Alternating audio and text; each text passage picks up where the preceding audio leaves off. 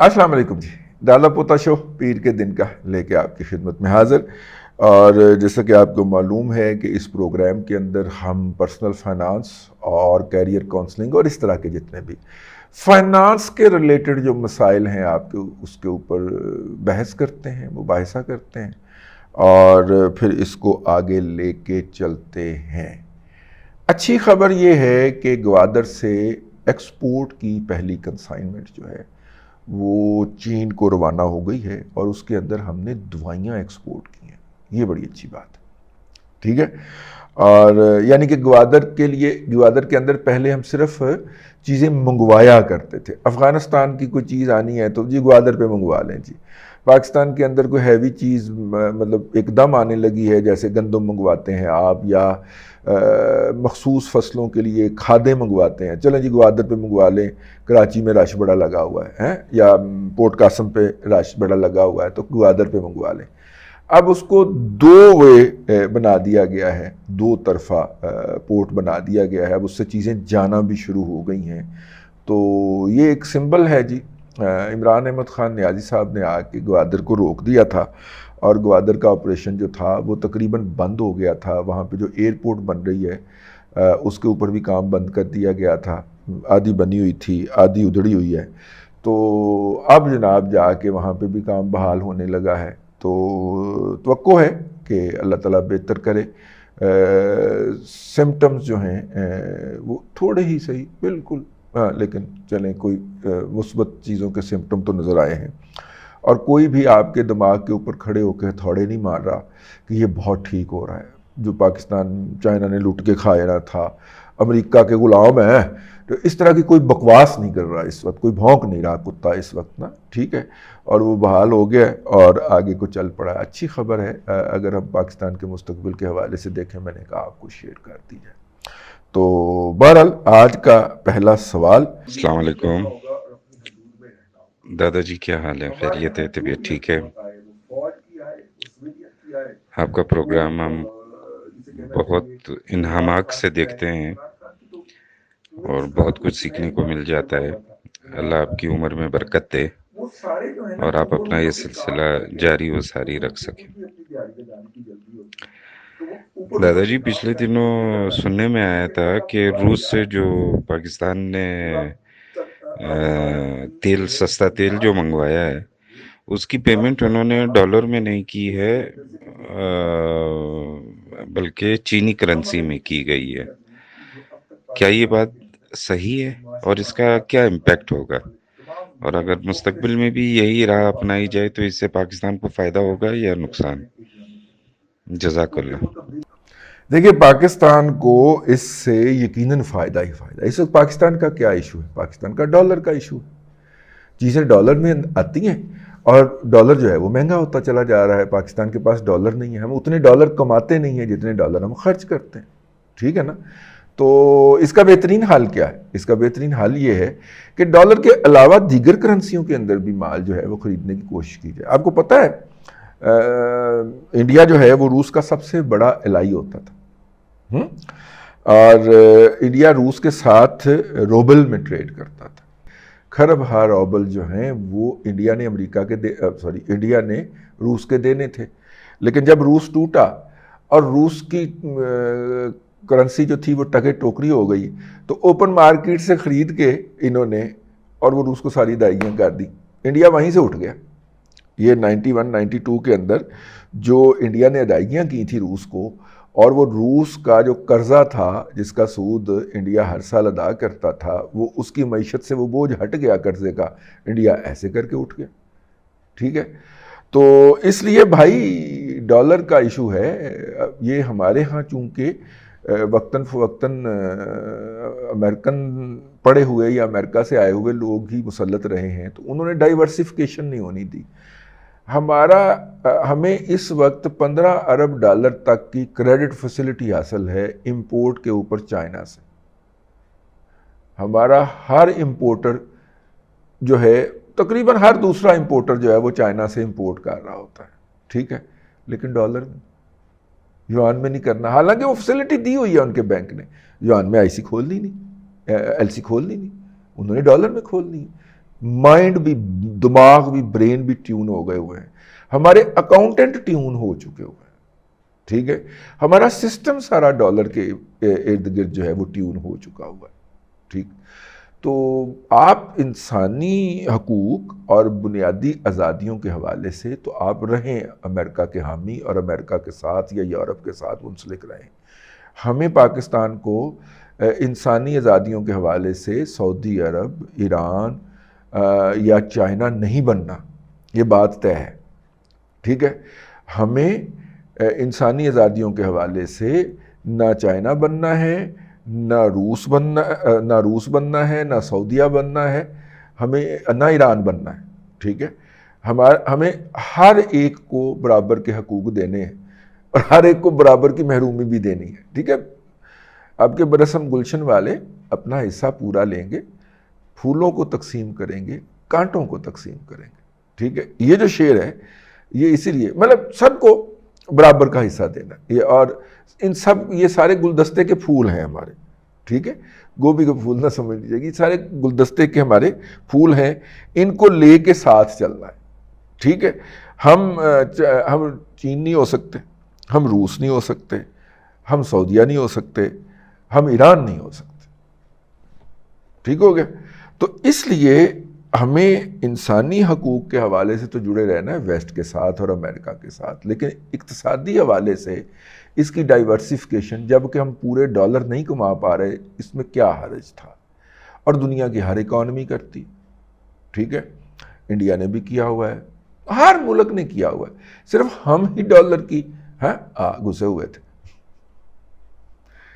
तो इसलिए भाई ये खबर बिल्कुल दुरुस्त है, और रूबल के अंदर हमारी ट्रेड करने की हिम्मत नहीं पड़ी, क्योंकि अमेरिका जो है वो रूबल की जो, अब करेंसी की भी तो ट्रेडिंग होती है ना, उस ट्रेडिंग के अंदर रूबल को ऊपर नीचे करता रहता है, तो उसको स्टेबल करेंसी नहीं बनने देता। जबकि युआन जो है, चाइनीज़ करेंसी जो है, चाइना उसको कंट्रोल करके रखता है, और चाइना के पास इतने रिज़र्व हैं कि वो अपनी करेंसी को कंट्रोल कर सके, जिसका अमेरिका को बहुत ज़्यादा रंज भी रहता है। वो हर फोरम के ऊपर, हर मुआशी फोरम के ऊपर कहता है चाइना को कि जनाब आप अपनी करेंसी को मैनिपुलेट कर रहे हो, उसे कंट्रोल कर रहे हो। तो चाइना का जो होता है वो तरजीह ये है कि उसकी करेंसी की कीमत कदर लो रहे, ताकि उसकी चीज़ें लोगों को सस्ती पड़े। और अमेरिका का ख्याल है कि जहाँ तक मईशत आ गई है, इससे बहुत ज़्यादा चाइना की करेंसी की वैल्यू होनी चाहिए, और अगर उसकी करेंसी की कदर बहुत ज़्यादा बढ़ जाएगी तो उसकी चीज़ें महंगी हो जाएंगी, जो कि चाइना नहीं होने देना चाह रहा। तो वो अपनी करेंसी को नीचे रखता है, ठीक हो गया।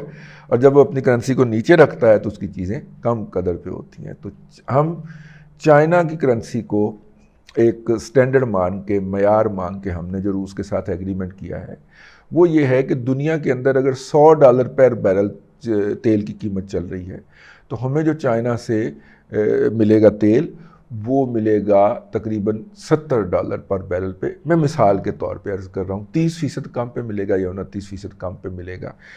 अब जब आप इसमें दूसरी कॉस्टिंग वॉस्टिंग डालते हैं तो ये तकरीबन कोई रह जाएगी, आपकी जो कमी होगी ये कोई 15% रह जाएगी। अब मेरा ख्याल है 300 रुपये लीटर है, हाँ, 250 रुपये लीटर है, तो 30-40 रुपये तो अगर रूस के तेल, अब मसला ये ना कि सारा रूस का तेल तो नहीं ना आ रहा, इधर शोध अरबियों से भी तो हम ख़रीद रहे हैं ना, तो वो जितना का हिस्सा उसका बनेगा उसको एवरेज आउट निकालें तो कोई 5-10 रुपये लीटर का फ़र्क तो यार बड़े आराम से पड़ जाना चाहिए सिस्टम के अंदर से ही। हुकूमत को कोई सब्सिडी दिए बगैर हम उसकी जितनी जितनी क्वांटिटी बढ़ाते जाएंगे उतना जो है वो हमें सस्ता पड़ता जाएगा, ठीक। तो बहरहाल आपकी खबर दुरुस्त है जी। अस्सलाम वालेकुम। करियर काउंसलिंग के हवाले से थोड़ी सी एक इन्फॉर्मेशन चाहिए, इनफैक्ट मशवरा चाहिए।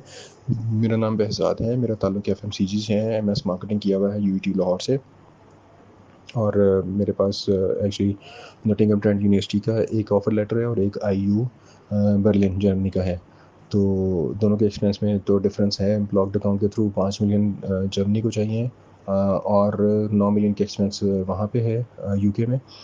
मेरे पास अरेंजमेंट 3 से 4 मिलियन का है, आई मीन हो जाएगा। जो जर्मनी की रिक्वायरमेंट है वो पूरी हो जाएगी, तो बाकी तो वहाँ पे لیونگ اور یہ وہ ایکسپینس کرنا ہوتا ہے، جبکہ جو 4-5 ملین کا ڈفرینس ہے وہ بھی آئی ایم ہوپ فل کہ وہ جاب اسے میں انسٹالمنٹ کے تھرو پے کر سکتا ہوں. تو سرکمسٹانسز کے حوالے سے آپ یہ کائنڈلی مجھے بتائیے گا کہ اس وقت کون سا سینیریو مجھے سوٹ کرتا ہے. مارکیٹنگ کے کورسز ہیں، 2 سال کے ہیں، پی آر کے لیے مجھے جانا ہے اور اس کے بعد مجھے فردر اپنی اکیڈیمکس پرسو کرنی ہے. لیکن ایز آف ناؤ معاملات اگر آپ فائنینشیل کو دیکھیں تو اوبیسلی یو کے میں سروائیو کرنا تھوڑا سا ٹف ہوگا دین دیٹ آف جرمنی. تو ظاہر ہے پیچھے میرے 2 بچے ہیں، آئی مین انفینٹ ابھی تو ہے، لیکن میں ایڈجسٹ کر سکتا ہوں. تو اوبیسلی یہ ساری چیزیں مد نظر رکھتے ہوئے بیٹر آپشن اگر آپ مجھے کائنڈلی بتا دیں جس میں تھوڑی سی ویلیو بھی ہو آئی مین ڈگری کے حوالے سے اور وہاں پہ لیونگ کے حوالے سے بھی. تھینک یو، السلام علیکم. دیکھیے یو کے جو ہے اس کے لیے بریگزٹ کے بعد مارکیٹ بہت محدود ہو گئی ہے. اس کے باوجود انہیں مین پاور نہیں مل رہی. یورپ کے باقی لوگ وہاں سے نکل گئے، وہ وہاں پہ غیر ملکی شہری قرار پا گئے، تو انہوں نے کہا کہ ہم نہیں رہتے یہاں پہ، جس کی وجہ سے اب یو کے نے جو ہے وہ امیگریشن کھولی بھی ہے. 5,000 پاکستانیوں کا کوٹا ہے جنہیں جانا ہے. وہ پہلی فرصت کے اندر جو ہے یا تو وہ ان کی ویب سائٹ کو وزٹ کریں، جو برطانیہ کی ویب سائٹ ہے، ایمبیسی کی ویب سائٹ ہے اسلام آباد کے اندر، اس کو وزٹ کریں اور اس کے اوپر گائیڈ لائن ہے، یا پھر کسی اچھے کنسلٹنٹ سے رجوع کریں. وہ یو کے کو بہت زیادہ ہیومن ریسورس کی ضرورت ہے اور سارے شعبوں کے لوگ اس میں شامل ہیں جی. وکیل بھی شامل ہیں، صحافی بھی شامل ہیں، ٹھیک ہے، مطلب کام کرنے والے ٹیکنیکل لوگ بھی شامل ہیں جن کو وہ ترجیح دیں گے. وہ بال کاٹنے والے بھی شامل ٹھیک ہے، ہاں سارے ہر قسم کے لوگ شامل ہیں جو کہ ریکوائرمنٹ ہے یو کے کے اندر. جرمنی اور یو کے اندر فرق صرف ایٹماسفیئر اور لینگویج کا ہے. وہاں پہ آپ کو روزمرہ ڈیلنگ کے لیے جو ہے وہ لینگویج سیکھنا پڑے گی جرمن، اور یہاں پہ آپ کو انگریزی آتی ہوگی اور کوئی پتہ نہیں آپ کو پنجابی بولنے والا بھی مل جائے. فرق صرف اتنا ہی ہے. ڈگری دونوں کی ایک ہی ویلیو رکھتی ہے، بلکہ جرمنی کی ڈگری کی جو اپروچ ہوگی یا اپیل ہوگی وہ زیادہ واسٹ ہوگی. اور جرمنی جو ہے وہ بہرحال ایجوکیشن کے اندر، ٹیکنالوجی کے اندر وہ بہت آگے ہے یو کے سے، اور جو ہے گورے کے اندر لچک بہت ہے. جرمن جو ہے نا وہ اسٹریٹ ہوتا ہے ہٹلر کی طرح آہو، تو وہ زیادہ کمپرومائز نہیں کرتا اپنے معیارات کے اوپر. اسی لیے اس کی جتنی بھی پروڈکٹ ہیں وہ بھلے جاپان کا ریولوشن آیا ہو یا انڈسٹریل ریولوشن جو ہے وہ ہانگ کانگ کا آیا ہو، جرمنی کا سٹینڈرڈ اپنی جگہ کے اوپر مینٹین کیا ہے. اور کیونکہ وہ اپنی ہیومن ریسورس کو سخت ترین لیول پہ ٹرین کرتے ہیں اور اوپر لے کے جاتے ہیں. انجلا مارکل بھی ایک یونیورسٹی کے اندر کیمسٹری کی استاد تھی. آپ اس سے اندازہ کر سکتے ہیں کہ وہاں پہ پڑھائی کا کیا معیار ہے، ٹھیک ہے. تو اس آپشن میں تو مجھے جرمنی بہتر لگتا ہے، اور جرمنی میں زندگی تقریباً برطانیہ کی نسبت کافی سستی بھی ہے، آپ کے ایکسپنسز بھی کافی کم لگیں گے. لیکن اگر آپ دوسری طرف دیکھیں کہ کیونکہ ظاہر ہے کہ انسان جو ہے وہ ایک معاشرتی جانور ہے، آپ کو انٹریکٹ کرنا ہے لوگوں کے ساتھ. اب تو خیر واٹس ایپ ہو گیا، اس پہ بندہ فیملی کے ساتھ روزانہ گھنٹوں گپ شپ لگا سکتا ہے. لیکن اگر آپ نے وہاں پہ باہر نکلنا ہے، پارٹی کرنی ہے، لوگوں سے ملنا ہے، تو ایسی صورت میں آپ کو جو وہ ایٹماسفیئر ہے وہ والا کہ آپ کو اپنے ہم زبان یا ہم نسل یا ہم رنگ لوگ مل سکیں اور آپ ان کے ساتھ گپ شپ کر سکیں، ویسے جرمنی میں بھی بہت پہنچ گئے ہوئے ہیں. تو اس صورت کے اندر پھر برطانیہ ہے. میں نے اپنا تمام تر تعصبات کے ساتھ اپنی رائے کا اظہار کر دیا ہے. اب جو مزاج یاد میں آئے. جی السلام علیکم دادا جی، کیا حال ہے آپ کا؟ ٹھیک ٹھاک ہیں؟ ماشاء اللہ جی، بڑا اچھا پروگرام آپ کنڈکٹ کرتے ہیں اور میں بڑی شوق سے سنتا ہوں آپ کا پروگرام. آپ کا چونکہ اکانومی سے یہ ریلیٹڈ ہے، میرے ایک ذہن میں تھوڑی بات آ رہی تھی. میں نے کہا چلو آپ سے اس کا کوئی حل نکالتے ہیں، آپ سے لیتے ہیں مشورہ. تو میرا اصل میں جو ہے نا بیٹا 6 ماہ پہلے کینیڈا گیا. اس وقت جو کینیڈین ڈالر کا ریٹ تھا وہ 195، یعنی 195 روپے کے بدلے میں 1 کینیڈین ڈالر وہ ہمیں ملا. تو اب اس کو 6 مہینے گئے ہوئے ہیں. اب ہم نے جانا تھا ادھر کینیڈا، تو ظاہر ہے پھر کرنسی کو تھوڑی بہت ساتھ لے کے جانی پڑتی ہے. تو اس وقت جو ہے وہ وہی کینیڈین ڈالر 220 روپے 21 روپے آج میں نے پتہ کیا ریٹ، وہ یہ ریٹ ہے اس کا.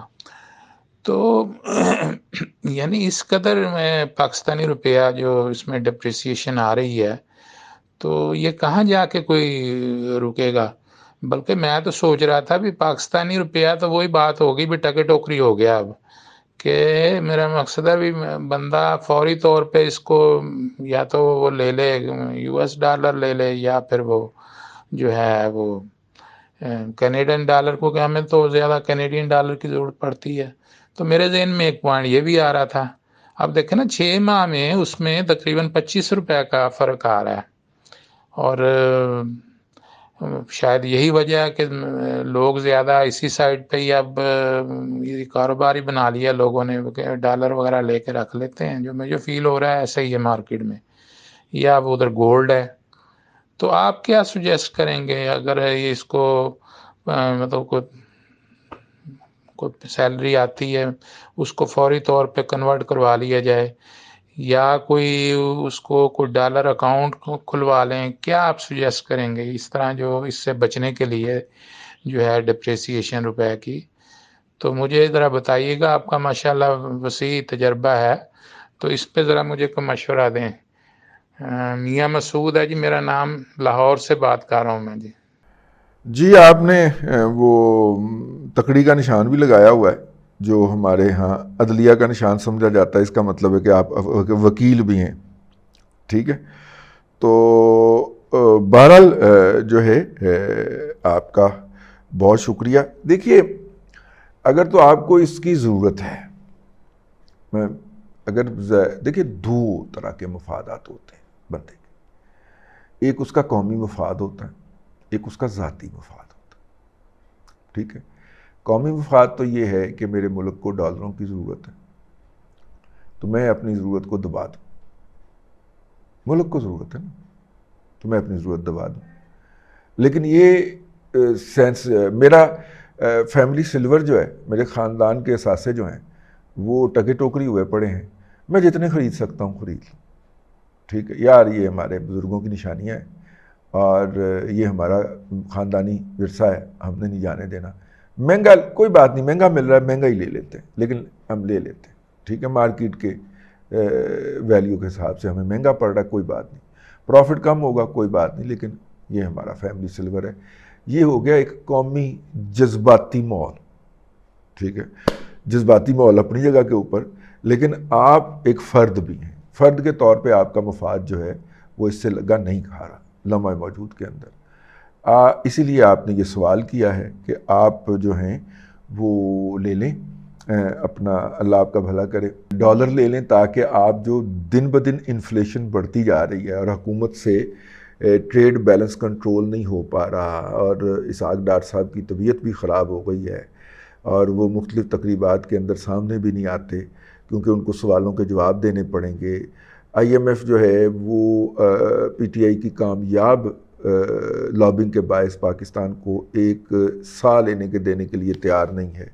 پھر اوپر سے انہیں جا کے یہ بھی باور کرا دیا گیا ہے کہ جیسے ہم چائنا کے بلاک میں شامل ہو گئے یا چائنا کی طرف زیادہ چلے گئے تو ہم یہاں پہ امریکہ کا جنازہ پڑھا دے گی دوسری پارٹی، اور نہیں پڑھایا جائے گا.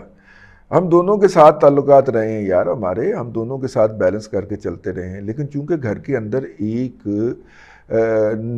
ناہنجار اولاد پیدا ہو گئی ہے پی ٹی آئی کی شکل کے اندر، تو یہ وہاں پہ جا کے لابیاں کر رہے ہیں اور مل رہے ہیں ان سے، اور ان کے نتیجے کے اندر ہماری یہ ڈیل کیا کوئی بھی معاملہ تھرو نہیں ہو پا رہا جو کہ امریکنز کے ساتھ ہے. امریکن کو تو پہلے بہانا چاہیے، وہ تو افغانستان کی سزا ہمیں دینا چاہ رہے ہیں کیونکہ افغانستان کے اندر ان کا خیال ہے یا ان کے تھنک ٹینک نے بتایا ہے کہ ہم نے ان کی مدد نہیں کی تھی. تو ایسی صورت کے اندر آئی ایم ایف کے ساتھ ڈیل نہیں ہو رہی، اور آئی ایم ایف کے ساتھ ڈیل نہیں ہو رہی تو ڈالر نے ایسے ہی مہنگا ہونا. اگر تو آپ کو یہ پیسے فریکوینٹلی چاہیے، فوری طور پہ چاہیے یا مستقبل قریب میں چاہیے، اب میں آپ درمیانی راستہ، ٹھیک ہے، یہ آپ کا ذاتی مفاد ہے، تو لہٰذا آپ یہ افراط زر کیوں بھگتے ہیں بھائی؟ ٹھیک ہے نا. یہ جب ڈالر مشرف صاحب گئے تھے اور نئی حکومت آئی تھی تو 60 روپے پہ ڈالر تھا، تو زرداری صاحب نے ہاتھ کھول دیا تو 85 پہ جا کے رکا تھا. تو اس وقت بھی ڈالرائزیشن آف اکانومی ہو گئی تھی. تو ہم کیوں جانے دیں اس ڈالر کو نیچے، اپنے ہاتھ سے کیوں پھسلنے دیں؟ ٹھیک ہے، ہم کیوں بھگتیں؟ یہ آ گیا انفرادی مسئلہ۔ درمیانی رستہ میرے خیال کے اندر اگر مجھے باہر جانے کے لیے اس کی ضرورت ہے تو یقیناً مستقبل قریب کے لیے مجھے خرید لینے چاہیے۔ اب یہ بات تو طے ہو گئی نا، جون کے اندر وہ اسحاق ڈار صاحب کی سٹیٹمنٹ آ گئی کہ جون کے اندر ہم IMF کے پروگرام کو خیر بات کہہ دیں گے، اور اس کے بعد پھر جائیں گے اکتوبر کے الیکشن میں، اور اکتوبر کے الیکشن کے بعد جو نئی حکومت آئے گی وہ فریش مینڈیٹ کے ساتھ IMF کے ساتھ ٹیبل پہ بیٹھے گی اور نیا ڈیل اس کے ساتھ کرے گی۔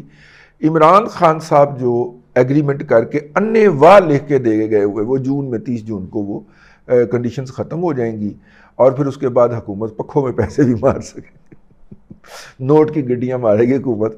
ظاہر ہے لوگوں پہ خرچ کرنا نا یار، اکانومی اتنی ڈپریس ہوئی ہے، 241 ارب ڈالر کے اوپر سکڑ کے آ گئی ہے، ٹھیک ہے، تو اس کو بھی تو تھوڑا سا ایکسپینڈ کرنا ہے نا۔ حکومت 1 روپیہ ایکسپینڈ کرتی ہے تو معیشت میں اس کا اثر جو ہوتا ہے وہ 80 روپے کا آتا ہے، تو اتنا زیادہ حکومت اگر 1 ارب روپیہ خرچ کرے گی تو معیشت میں 80 ارب روپیہ گھومے گا۔ تو یہ میں نے ایک جگہ پہ پڑھا تھا۔ تو ایسی صورت کے اندر حکومت کو خرچ کرنا ہے 30 جون کے بعد، اور 30 جون کے بعد جب ختم کرنا ہے اور دن رات ایک کر کے انہوں نے کچھ لوگوں کے لیے آسانیاں یا روزگار یا افراط ذات بھی پیدا ہوگی اس کے نتیجے میں مزید، لیکن روزگار پیدا کرنے کے مواقع پیدا کرنے ہیں۔ اس سارے پروسیس کے اندر روپیہ 500 روپے پہ بھی جا سکتا ہے، ڈالر 500 روپے تک بھی جا سکتا ہے، ٹھیک ہے۔ اب یہ آ گیا انفرادی مسائل کہ یہ آپ کیوں بھگتے ہیں، تو درمیانی رستہ ہے، جتنا ضرورت ہے اتنا خرید لیجئے، لیکن ہم غیر معمولی صورتحال میں سے گزر رہے ہیں، یہ بات آپ نے ذہن میں رکھنی ہے۔ اور اس غیر معمولی صورتحال کے اندر اپنی سیونگ جو ہوتی ہیں وہ آپ سیو موڈ کے اندر رکھتے ہیں، اور سیو موڈ جو ہے دنیا بھر کے اندر وہ سونا سمجھا جاتا ہے۔ اب ڈالر بھی سٹیبل کرنسی نہیں رہ گئی ہے، کوئی فورن کرنسی ہوتی ہے وہ سمجھ لی جائے جو دنیا بھر کے اندر چل جائے یا اس علاقے کے اندر چل جائے جس میں آپ جانا چاہ رہے ہیں۔ تو میں نے دونوں صورتیں عرض کرتی، آگے جو مزاج یار میں آئے۔ ویسے آپ جو ہے نا وہ وکالت کی فیس لیتے ہیں، ہم نہیں لیتے۔ چلیے اب تک کے لیے اتنا ہی۔ آج جو ہے وہ میں نے یہ پیر کا پروگرام کیا ہے، منگل کو پیشی ہے عدالت کے اندر ہے، تو اگر انہوں نے پھڑ لیا اور جیل میں ڈال دیا تو پھر منگل کا پروگرام نہیں ہوگا، تو اگر وہاں پہ صرف حاضری لگی اور واپس آنے کی اجازت مل گئی تو پھر ہم منگل کا پروگرام لے کے آپ کی خدمت میں حاضر ہوں گے۔ تب تک کے لیے اتنا ہی۔ اللہ تبارک و تعالیٰ آپ کو آسانیاں عطا کرے اور آسانیاں خلق خدا میں تقسیم کرنے کی توفیق عطا کرے۔